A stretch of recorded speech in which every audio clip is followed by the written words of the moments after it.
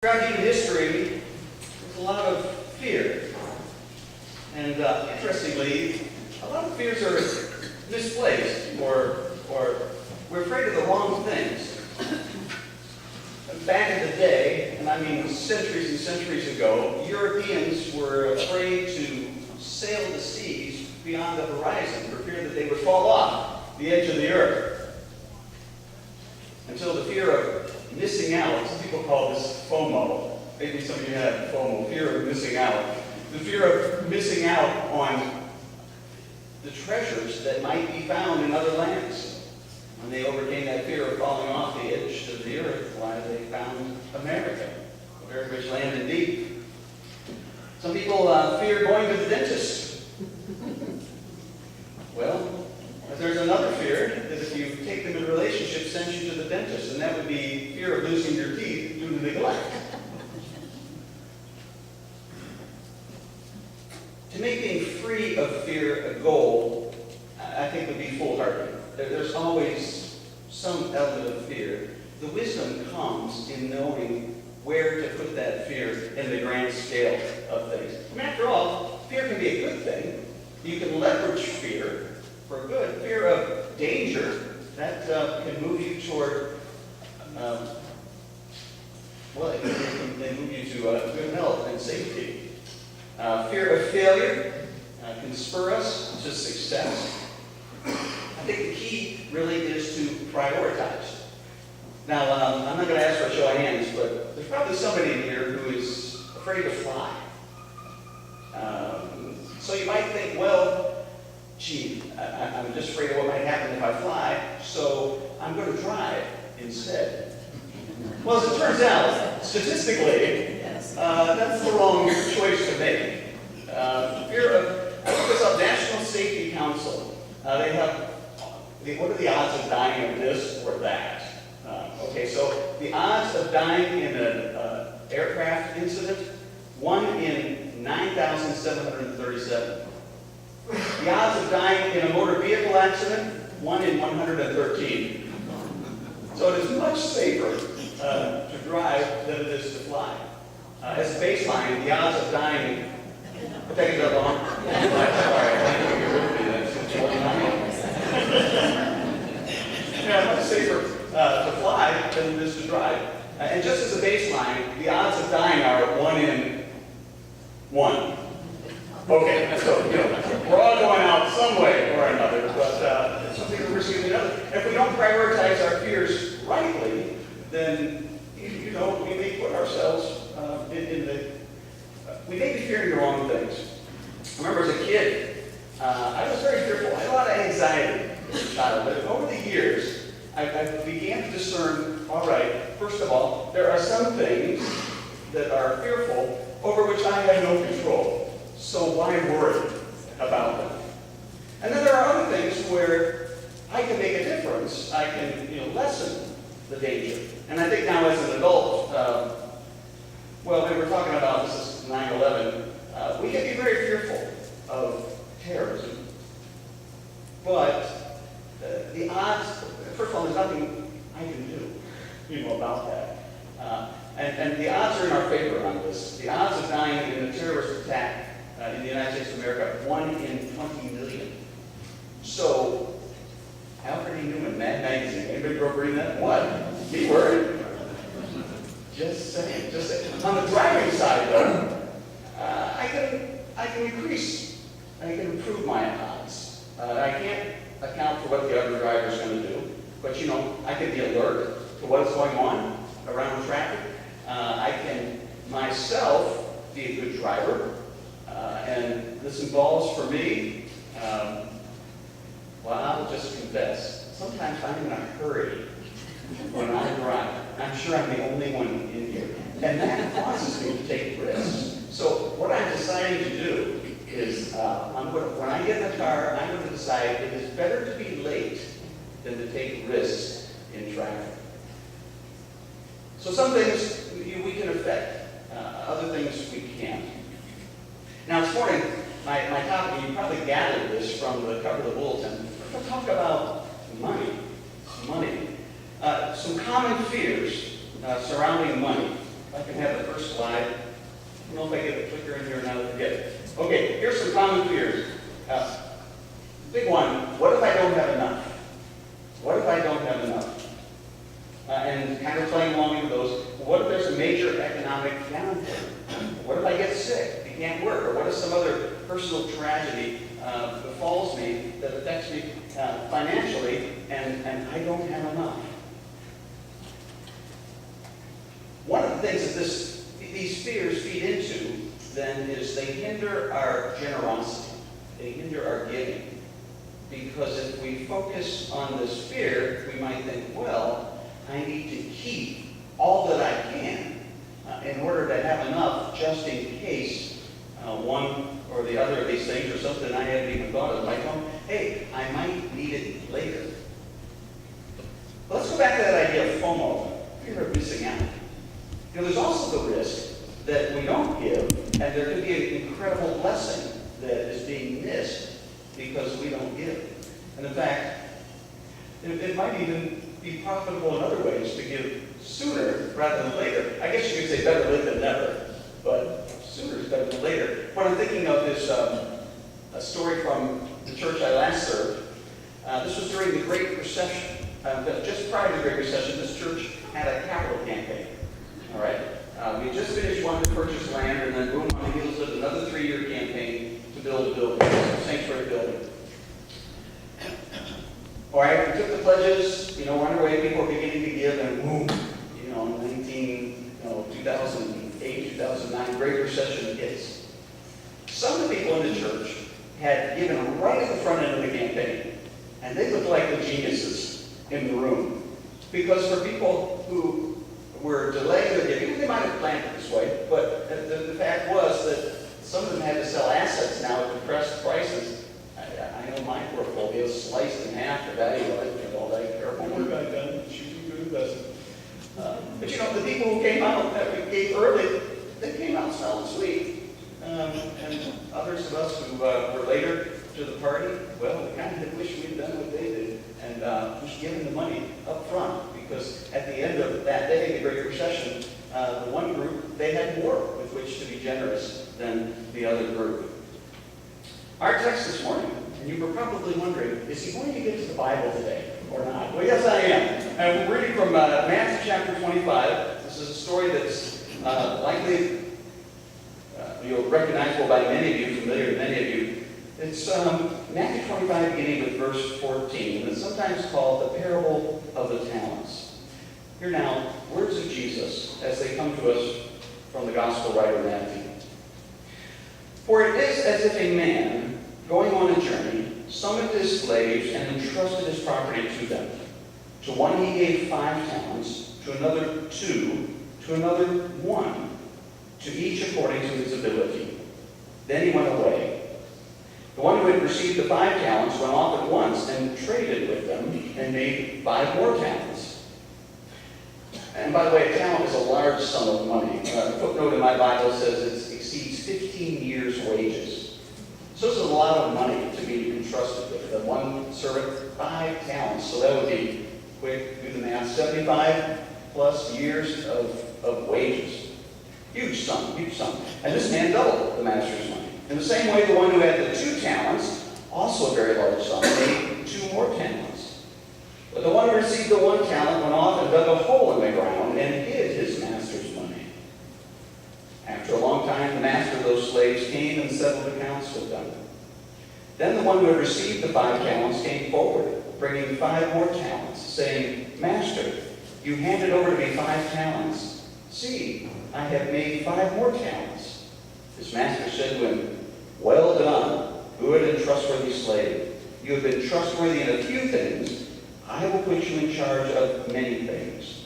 Enter into the joy of your master. And the one with the 2 talents also came forward, saying, Master, you handed over to me 2 talents. See, I have made 2 more talents. His master said to him, Well done, good and trustworthy slave. You have been trustworthy in a few things. I will put you in charge of many things. Enter into the joy of your master. Then the one who received the 1 talent also came forward, saying, Master, I knew that you were a harsh man, reaping where you did not sow, and gathering where you did not scatter seed. So I was afraid, and I went and hid your talent in the ground. Here you have what is yours. But his master replied, you wicked and lazy slave, you knew, did you, that I reap where I did not sow, and gather where I did not scatter? Then you ought to have invested my money with the bankers. On my return, I would receive what was my own with interest. So take the talent from him and give it to the one with the 10 talents. For to all those who have, more will be given, and they will have an abundance. But from those who have nothing, even what they have will be taken away. As for this worthless slave, throw him into the outer darkness, where there will be weeping and gnashing of teeth. May the Lord add his blessing to the reading and the hearing of his word. And all God's people said, Amen. Amen. So what's going on here? The man has a fear. I'm thinking about contestant number 3 here, right? The guy with the 1 talent. He's fearful of what the master, well, let's just put it up here. This is these 2 verses 24 and 25. One who received the 1 talent also came forward, saying, Master, I knew you were a harsh man, reaping where you did not sow, gathering where you did not scatter seed. So I was afraid. I was afraid. I went and I hid your talent in the ground. Here you have what is yours. Well, his fear kept him from meeting the master's expectations. Obviously, the other 2 guys got it. You know what, we're supposed to take this money and increase it. But this man was too fearful to do this thing. Well, now he is facing an even bigger fear. We're going to zoom to the last verse. It's verse number 30. As for this worthless slave, these are words of the master, throw him into the outer darkness, where there will be weeping and gnashing of teeth. Serious fear factor here, isn't it? So the question is, in the financial realm, we'll put it this way. What do you fear most? Do you fear not having enough? Or do you fear not having the involvement of your Heavenly Father in your finances? This, 2 fears, and there's nothing wrong with wondering, fear, when I have enough. But the other fear is, if I decide to go my own way, if I decide to organize my finances according to the kingdom of self, I risk not having the involvement of my Heavenly Father in my finances. The choice really is to merely save for the future or give for the future. Jesus says this in John chapter 12, verse 25, and we have this on the slide. Those who love their life lose it, and those who hate their life in this world will keep it for eternal life. Now you might kind of wrestle with that. What does that mean, that second half? They're going to hate their life. Well, I think this is hyperbole on Jesus' part. He kind of exaggerates to make the point. But I love the way that John Peterson, in the Message version of the Bible, puts it. He writes it this way, same verse. In the same way, anyone who holds on to life, just as it is, destroys that life. But if you let it go, reckless in your love, you'll have it forever, real and eternal. I like to think of it as walking through life with open hands. And if you understand that everything in your possession, you're simply a steward of, when God says give, why, your hands are already open. You give. And that's the difference. The difference is between this and this, where I'm going to hold on to whatever I have because I might need it later. Jesus talks about elsewhere, this gaining eternal life. He talks about it as treasure in heaven. And really, this is the way you build up treasure in heaven, is by giving. Not only money, but really giving your life, serving Christ. There's sacrifice involved in this. Anytime I choose to do something for Jesus, economists call this an opportunity cost. I'm taking a pass on an opportunity that I could have done. I could have watched another hour of my favorite Netflix show. But instead, I'm doing this thing that Jesus, maybe not a huge sacrifice, but a sacrifice nonetheless. This is how This is how we build treasure in heaven for a life, eternal and real. In a sense, it's like this. What you give, you get to keep.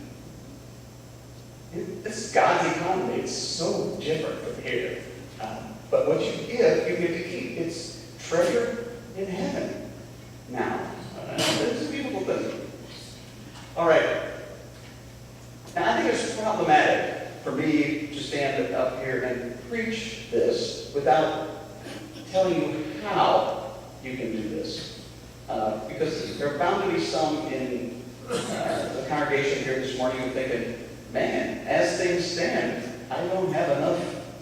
In fact, I have too much month for the money. Well, we have something for you to help you, and it's called Financial Peace University. There it is. Dave Ramsey does this ministry. And we have a small group that's forming. Pastor Kim, I'm looking around the room, I'm sure, well, maybe she can take it. There you are, yes. This is on the sheet, right? The big folder. People can sign up for this. It used to be 13 weeks. The course has been redesigned since Jill and I took it. It's 9 weeks now. Well, last I heard. Anyway, it's all in there. But this is a great course. And it's actually, to help get your finances in order so you're really living within your means and can afford to save and can afford to be generous to give as well. So I commend it to you. Jill and I took it a few years ago, and it's good. You will take something away from it, even if you're not in financial trouble. It's good for people who are in financial trouble and people who are not in financial trouble, which would mean it is good for everyone. Yeah, it really is a good class. Jill and I took it. I don't fixate on my finances, but from time to time, I kind of like to do a check. So I was happy to do a check, kind of with the Dave Ramsey principles. And, it's not overtly Christian. I would call it wisdom teaching. It's just wisdom.